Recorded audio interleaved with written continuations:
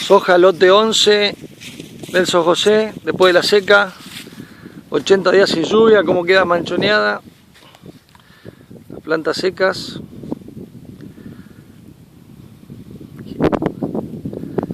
Y esta algunos que sobrevivieron, pero marzo 2013.